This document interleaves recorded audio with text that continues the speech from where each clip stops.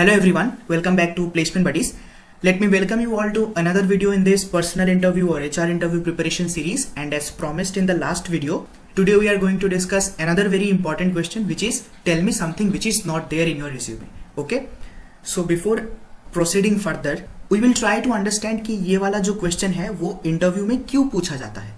Okay, this question is asked in your interviews in order to understand कि आपने जो content अपने resume में लिखा है वो समझ के लिखा है या नहीं, जो आपने लिखा है वो आपको अच्छे से याद है या नहीं, या फिर आपने कहीं से कॉपी पेस्ट किया है. ठीक है, रेज्यूमे में what are the things you are going to write. You are going to write your educational background, your project, your training, internship, आपकी जो भी वर्क एक्सपीरियंसेस है. You are going to write about your awards, achievements, etcetera etcetera.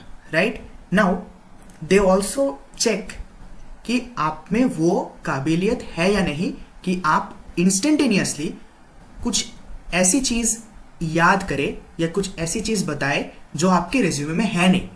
और is it just your resume which you have to offer, right? Do you have a personality outside your resume? Do you have something inside you?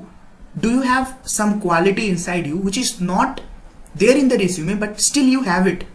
यही सारी चीजें जानने के लिए this question is asked कि tell me something which is not there in your resume. Now we will try to understand कि what are the things you can say as an answer to this particular question. The first thing is life experience. You can share any particular experience of your life. ठीक है, कोई एक particular incident जिस incident से आपने अपने life के लिए कुछ सीखा हो. ठीक है, any quality which you have learned from your life from that particular incident or from that particular experience. You can share. Obviously it has to be professional. मतलब ऐसा नहीं कि वो प्रोफेशनलिज्म और पर्सनल चीज़ों की जो लाइन है वो क्रॉस कर गया. That should not be the thing. Okay, it should be an incident where you have used your leadership, where you have used your management skills, where you have used your what to say, quick learning ability, or you can say your smartness, etc etc. Okay, the next thing is very similar to the first point, learning from a particular incident. ठीक है, एक incident हुआ था आपके साथ, उस particular incident से आपने क्या सीखा, क्या सॉफ्ट स्किल या क्या इंटरपर्सनल क्वालिटी आप में आया उस चीज के वजह से, वो आप मेंशन कर सकते हो. What is that particular personal quality which you have learn from that incident, you can mention that. The next thing which you can mention here is about your goal. What are the goals of your life? ठीक है, You don't write your short term and long term goals in your resume. ज्यादा से ज्यादा आप short term goals लिख सकते हो. Resume में आपके नाम के नीचे जो ऑब्जेक्टिव होता है, there you can write your short term goal ज्यादा से ज्यादा, लेकिन you can not write about your long term goals. ठीक है, आप वही पर्टिकुलर कैची लाइन बचा के रख सकते हो अपने लिए अगर you are asked about tell me something which is not there in your resume. Okay, so अपने लिए अपने लॉन्ग टर्म गोल से एक कैची लाइन अपने लिए बचा के रखना. वो चीज़ रेज्यूमे में मत लिखना या फिर इंट्रोडक्शन में मत बोलना. वो चीज़ तभी बोलना इफ यू आर आस्क्ड कि tell me something which is not there in your resume. Okay, the next thing is that you can mention about some awards achieved, some certification courses undergone and some workshops attended by you which is not there in your resume. Okay, किसी एक particular workshop आपने attend किया होगा, किसी एक particular certification course आपने किया होगा, किसी एक पर्टिकुलर अवार्ड आपको मिला होगा. वो चीज़ आपने रेज्यूमे में नहीं लिखा है, लेकिन उस चीज से आपको कुछ सीखने को मिला. उस चीज को बताने से इंटरव्यूअर पे एक पॉजिटिव इंप्रेशन पड़ सकता है. If you think so then go for it. Okay, the next thing is language. By language I don't want to mean कि आपका नेटिव लैंग्वेज या इंग्लिश या हिंदी जो भी है. नो, कभी कभी लोग क्या करते हैं ना कि लोग कोई फॉरेन लैंग्वेज सीखते हैं, जैसे फ्रेंच, स्पेनिश. ठीक है, ये मान लो कि आपने अपने लॉकडाउन पीरियड में या फिर आपने अपने फ्री टाइम पे कोई लैंग्वेज सीखना स्टार्ट किया था. फ्रेंच लैंग्वेज हो जाए या फिर स्पेनिश लैंग्वेज हो जाए या कोई ऐसी लैंग्वेज जो अनकॉमन है. ठीक है, which is not your native language, which is neither Hindi nor English.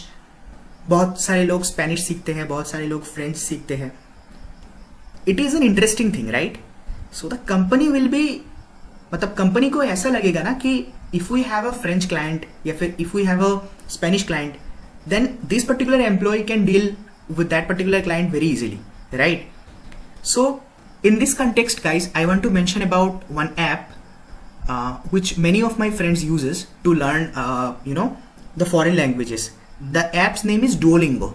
Okay, so Duolingo से बहुत सारे मेरे बहुत सारे फ्रेंड्स हैं जो लोग फ्रेंच सीखते हैं, स्पेनिश सीखते हैं.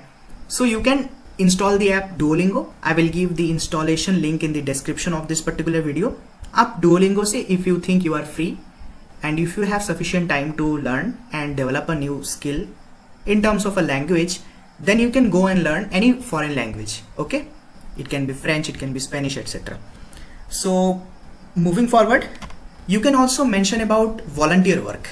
अगर आपने किसी एक पर्टिकुलर ऑर्गेनाइजेशन के लिए, किसी एक पर्टिकुलर क्लब के लिए, किसी एक पर्टिकुलर बॉडी के लिए, चाहे वो स्टूडेंट बॉडी हो या फिर जो भी हो, कोई भी वॉलंटियर वर्क किया है एंड सोसाइटी में कंट्रीब्यूट किया है उस पर्टिकुलर वॉलंटियर वर्क के साथ, देन वो चीज़ आप मेंशन कर सकते हो अगर वो चीज़ आपने रिज्यूमे में नहीं लिखा है. ठीक है. The last thing which you can talk about in your interview as a thing which is not there in your resume is any particular hobby.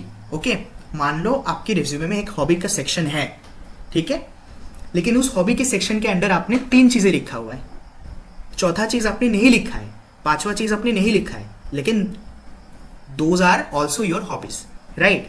या फिर मान लो आपके रिज्यूमे में हॉबी सेक्शन है ही नहीं, so you can talk about your hobbies, right. जो 3 hobbies है अपने रिज्यूमे में उसके बारे में मत बात करो, जो नहीं है उसके बारे में बात करो. And obviously that hobby has to be a productive one. By productive one I mean to say वो चीज इंटरव्यूअर को सुनने में इंटरेस्टिंग लगे. मतलब इंटरव्यू में जाके ये मत बता देना कि sir sleeping is my hobby, ठीक है. ये मत बता देना कि watching TV is my hobby, watching Netflix is my hobby. नहीं, ऐसा नहीं. कुछ ऐसी चीज बताओ जो इंटरव्यूअर को सुनने में इंटरेस्टिंग लगे. ठीक है. Okay guys, I think this is sufficient. So that's it for today guys. मिलते हैं अगले वीडियो पे. बाय.